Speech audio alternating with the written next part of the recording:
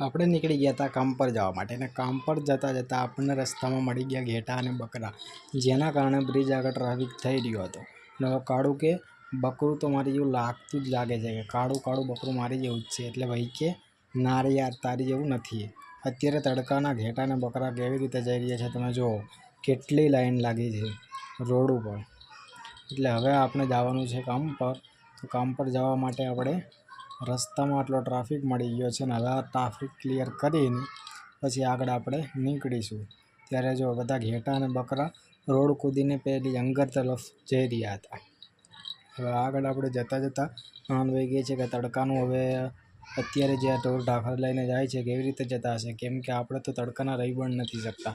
હવે અમને લાગે છે કે ગાડીમાં પેટ્રોલ ખૂટવા આવ્યું છે, એટલે હવે ગાડીને પેટ્રોલ પંપ પર લઈ જવી જોઈએ. એટલે હવે આપણે નીકળી ગયા છીએ પેટ્રોલ પંપ બાજુ. પેટ્રોલ પંપ આપણને હવે રસ્તામાં મળી ગયો છે, તો આપણે પેટ્રોલ પંપે જઈશું. આ પેટ્રોલ પંપે જતાં આપણને ખબર પડી કે હવે પૈસા કેટલાનું પુરાવું છે ભાઈ.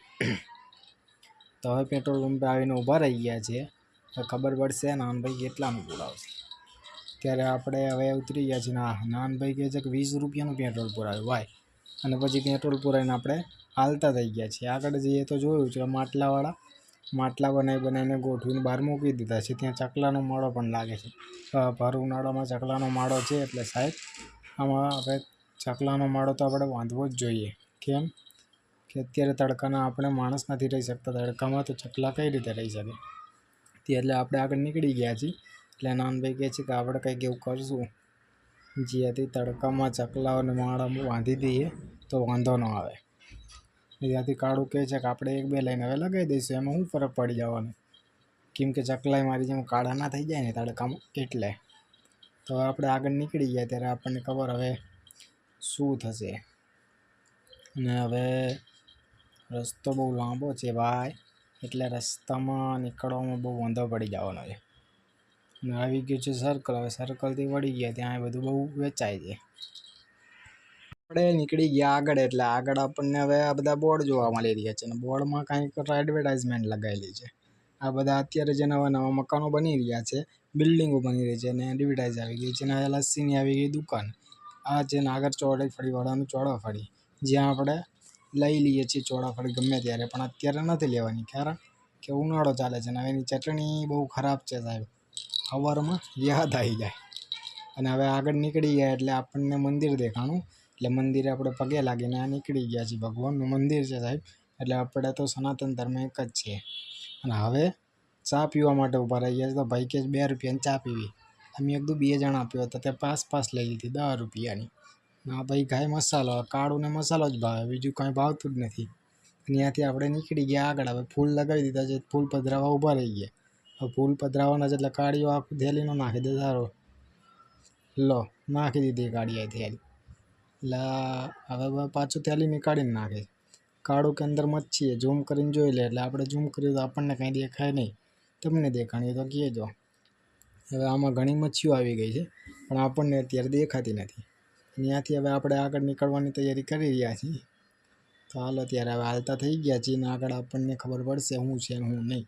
બીજી કેનાલ આવવાની છે. બીજી કેનાલમાં પાણી છે કે નહીં ખબર નહીં, કેમ કે ઓલી કેનાલમાં તો પાણી ઓછું હતું.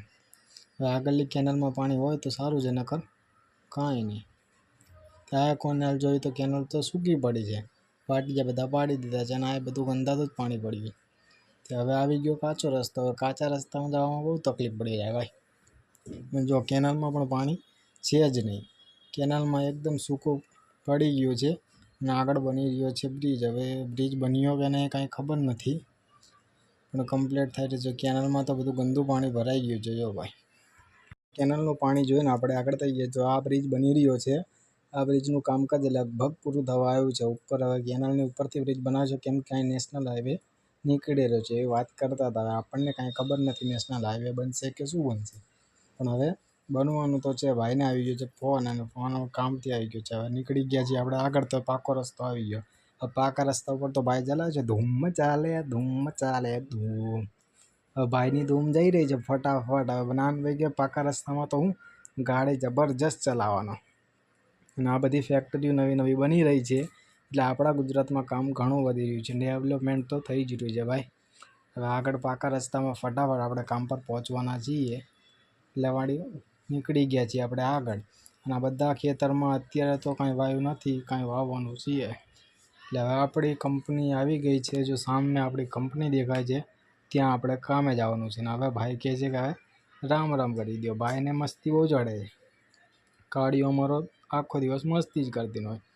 એટલે હવે કાળિયાને કીધું કે હાય કરી દે બધાને, કેમ કે હવે આપણી જગ્યા આવી ગઈ છે ને આપણે જવાનું છે સામે કામ પર. કાળિયો હવે આપણને હાય કરશે. જુઓ કાળિયા બાય બાય કહી દે બાય. ત્યાં હવે આપણે જઈ રહ્યા છીએ કામ પર. મળીશું બીજી વખત. ચલો બાય બાય.